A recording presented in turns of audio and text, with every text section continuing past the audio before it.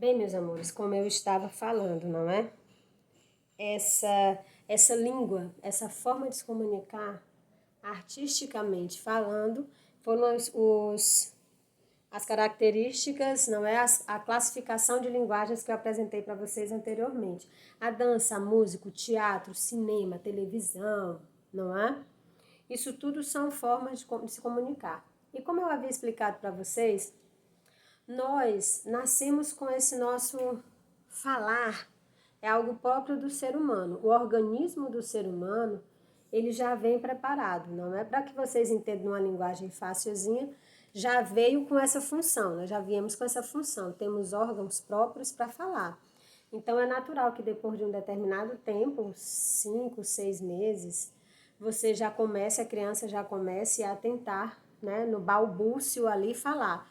E ela já vem falando desde a hora que ela nasce, porque o choro já é uma forma de comunicação, dela se comunicando com o mundo, não é? O mundo interno que ela estava vivendo, interior, há um contato com o externo, e aí ela manifesta essa ruptura por meio do choro. O choro já é uma forma de comunicação. Mas essa comunicação, como eu estou falando com vocês, ela vai desenvolver, não é? É algo que vem com a gente que vai ser desenvolvido. As linguagens artísticas somos nós que criamos essa linguagem para poder nos comunicar com outras pessoas. O Alex Fleming não estava na estação para conversar com as pessoas e nem seria possível, porque esse vai e vem de pessoas é muito rápido, as pessoas não param para lhe ouvir. Principalmente se você não faz parte do convívio dela, ela não vai parar para conversar com estranho. Isso não acontece em São Paulo. Então, como era que ele ia se comunicar com o maior número de pessoas ao mesmo tempo? Então, ele se valeu da habilidade que ele tem artística. E ali ele conversava com as pessoas sem estar lá. Isso é uma forma de diálogo. E é por isso que ele diz que é uma necessidade humana de se comunicar e agir no mundo. Ele queria agir, ele quer tocar, ele quer influenciar, ele quer instigar a pessoa, mas ele não pode estar em todos os lugares ao mesmo tempo. Então ele se vale da arte dele para estabelecer essa comunicação, para que o sensível dele possa tocar o nosso sensível. E aí sim estabelece uma comunicação. E aí ele vai dizer mais ainda, não é? Essa necessidade humana de se comunicar, de agir no mundo, de estabelecer diferentes maneiras de dialogar, exatamente. As fotografias dele com os poemas impressos, colocados nas plataformas, é uma forma de diálogo bastante visual, mas que também é uma forma de nos comunicarmos, porque veja bem, olha só, eu não estou aí na tua casa, eu estou na minha e você está na sua. Mas se eu faço esse sinal, eu não vou falar nada agora, apenas vou fazer esse sinal. Você entende? E na mesma hora você vai me responder com o mesmo sinal.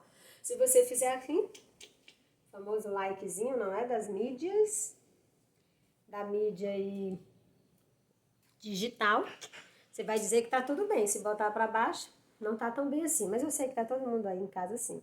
E nós não nos comunicamos. Foi um gesto, então foi visual. Eu vi teu gesto e aí teu gesto estabeleceu uma comunicação comigo. Bem, sobretudo, olha só, há uma necessidade humana de se comunicar e agir no mundo, de estabelecer diferentes maneiras de dialogar, sobretudo o que o ser humano percebe, percepção, capacidade de perceber. Você percebeu, meu tudo bem, e respondeu com tudo bem. Percebe, vive e sente. Se você for pegar essas 3 palavrinhas e jogar na obra de Alex Fleming, lá na Estação de Sumaré, perceber, ali tudo que você percebe, as pessoas, nós somos muito visuais. É óbvio que se você tem um hábito, vamos trazer para a nossa realidade, tem o hábito de chegar lá no hall da escola, aquela parte ali do térreo, onde vocês se reúnem para pacificar o intervalo. Você percebe que lá tem muitos enfeites, principalmente voltados para a educação infantil. Então, se você chegar ali e de repente tivesse essas fotografias, essa obra de Alex Fleming, a primeira coisa ia ter um impacto. A tua visão, a tua capacidade de percepção ia entender que aquele local foi transformado. O que antes era uma entrada que tinha vários enfeites para a educação infantil, agora teriam. A tua capacidade de percepção, na mesma hora, iria entender que houve uma mudança ali, houve uma ruptura. Vive. Por que vive? Porque é algo do teu dia a dia, do teu cotidiano. A escola é a extensão, a nossa segunda família em termos de sociedade. Então ali é teu ambiente. Ali também é um lugar onde você se identifica, você vive. E o fato também de você ser impactado com essas fotografias que dizem respeito a outros seres humanos. E que você sente. Ao ter contato, o impacto, a surpresa vai despertar no teu cérebro e vai impactar, vai causar, vai te instigar, e aí você vai conversar com essa obra por meio dos teus sentimentos. Aquela surpresa, aquela coisa, nossa, o que está acontecendo? Isso tudo é você, teu corpo indiretamente conversando com essa obra. Deu para entender? Linguagens que foram criadas por pessoas que precisavam contar sobre suas experiências, manifestar expressões, opiniões e poéticas. Os artistas criaram e continuam a criar linguagens na arte. Isso, meus amores, está invadindo as nossas casas todos os dias, não é? Por exemplo, se você liga a mídia televisiva, se você vai para a mídia eletrônica, televisão, você é inundado com informações não tão positivas a respeito de como o mundo encontra-se hoje. Mas se você vai nas redes sociais e você vê alguém que criou uma musiquinha, uma paródia, que, por exemplo, você já viu, tem carros que tem a forma do vírus, não é? Aqui mesmo a Universidade Federal do Piauí criou um site para se contar histórias, TV Borboletando, que tem lá, é uma maneira infantil e lúdica de conversar com as crianças para que ela não seja inundada. Elas já estão vivendo essa realidade, mas essa realidade não precisa ser apresentada para elas nua e crua. Então, os profissionais da educação, eles criaram uma forma lúdica, ou seja, por meio de bonecos, por meio de uma historinha contada para explicar para as crianças o que é preciso fazer para se proteger do coronavírus. Então, isso é uma manifestação artística. É uma outra forma de falar da mesma coisa, só que voltado para as crianças.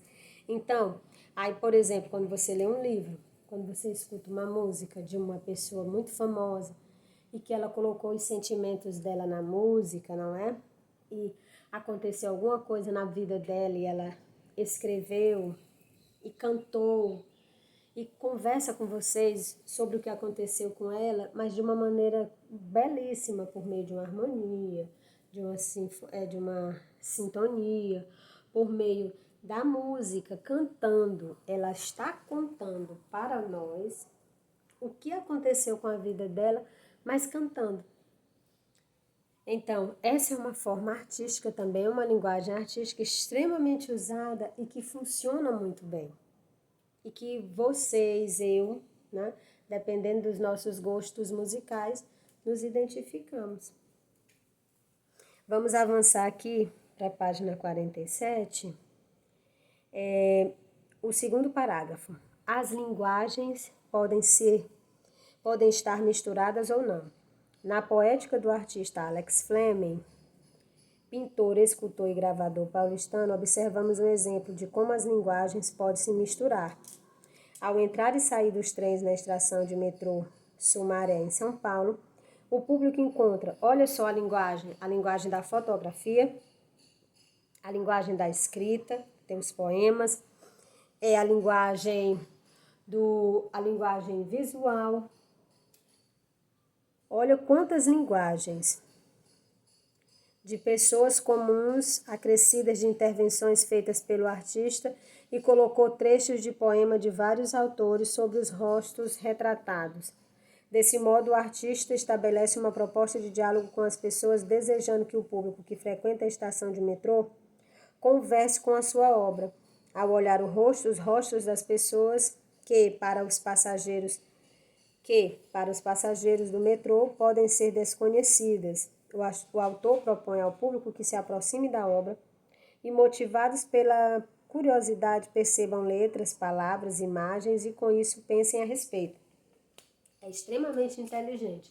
Traduzindo para que vocês possam entender, as fotografias são enormes, certo? Todos vocês concordam comigo? São gigantescas.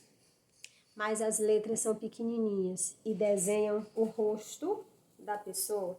Então, o que ele está querendo dizer, traduzindo para que vocês possam entender, é exatamente isso daqui. Eu passo pelo metrô, estou passando, vejo sou impactada visualmente, perceba a percepção, sou impactada visualmente por aquela fotografia gigante e que não é ninguém conhecido, então eu passo, me aproximo. E à medida que eu me aproximo, isso são em segundos, alguns minutos, eu irei perceber as letrinhas. E por elas serem coloridas, mais ainda. Eu vou tentar juntá-las, porque é natural do ser humano, a curiosidade vai fazer isso. E eu vou perceber que são frases, se eu ligar essas frases, eu vou acabar entendendo que é um poema. Então, o observador para, observa, se aproxima, junta as letras, percebe que formam palavras, juntas frases, e que você vai lendo, percebe que é um poema, você já se comunicou com o Flame. Ele já conversou com você. E aí, você pode até se identificar, porque faz parte da tua vivência. Se fizer parte da tua vivência, se você se conectar de alguma forma, é claro que vai tocar nos teus sentimentos. Que genial, não? Que lindo, que belo, que maravilhoso. Você poder entender, você poder conversar com alguém de uma maneira tão significativa, tão importante. A página 48 e a 49 traz 3 exemplos de arte urbana. A primeira, Identidade, do coletivo Urban Scream, uma projeção na fachada de um prédio da Prefeitura de São Paulo. A segunda, Escadaria Celaron, de Jorge Celaron, elaborada entre 1990 e 2013, do bairro da Lapa, essa famosa escadaria. E, por fim, a última, que é Raquel de Queiroz, de Murilo de Sá Toledo, estátua de bronze na Praça dos Leões, em Fortaleza. A belíssima aqui, olha só. Raquel de Queiroz. Então, percebam que todos esses artistas trabalharam com a arte urbana, não é? Tem essa necessidade, é latente, está dentro de cada um de nós queremos conversar sobre tudo, mas não queremos mais do mesmo, conversa, não é? Então eles criam outras formas para se conversar. Lembra quando vocês brincavam lá, pegava aquela latinha de leite condensado, fazia um furinhozinho lá na partezinha do fundo, botava uma linha, aí fazia a mesma coisa com outra latinha, e um colocava no ouvido aqui, ia para uma distância, a distância da cordinha, e o outro falava e você conseguia ouvir. Nossa! É verbal, mas era uma outra forma de se comunicar, não é? Por meio de uma. Então, desde sempre nós temos essa necessidade de comunicação, é próprio da gente. O ser humano vai sempre arrumar um meio de se comunicar, entendeu? Isso nós vemos quase todos os dias na televisão. Pessoas que estão se comunicando pelos prédios, não é? Esportistas que estão jogando uma forma de treinar de um prédio a outro, tênis. Pessoas que tocam lá seus instrumentos e sensibilizam um prédio inteiro, entendeu? Então, tudo isso é uma maneira de comunicação. por meio da música, por meio da interpretação, uma chuva de papel picado, prateado, que vai te tocar, que vai tocar você, que vai mexer no teu sensível, tudo isso. Uma flor, uma florzinha, não é? O meio de comunicação que vocês fizeram ontem, não é?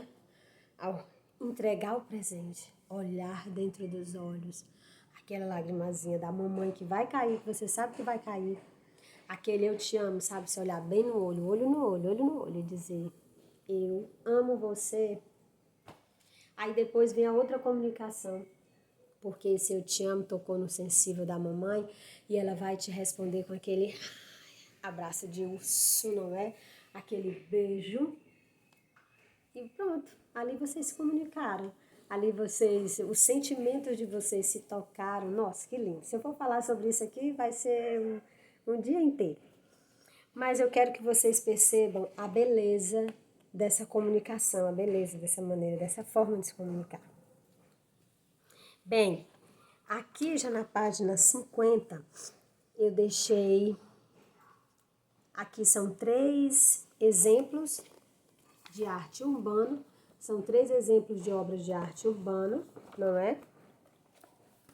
Aqui, eu quero já passar para a página 51, aqui nesse box informativo aqui de baixo. Divulgando a arte.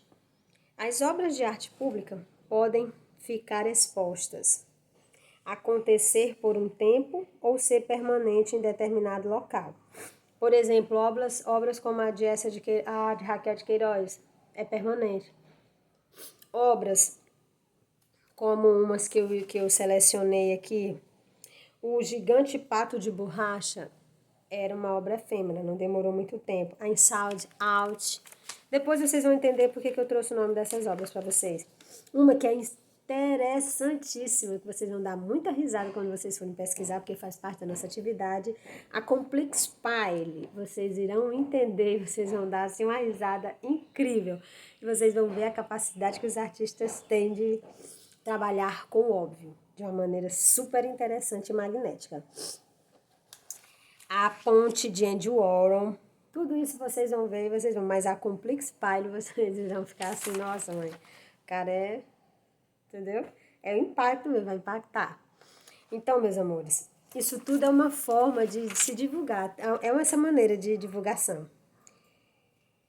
Elas podem ser efêmeras, ou seja, ter uma durabilidade pequena, ou elas podem ficar ali, ser permanentes, como Raquel de Queiroz está lá sentadinha na praça, lá em Fortaleza. E, meus amores, para nossa atividade de hoje, tem uma entrevista que vocês irão assistir no YouTube.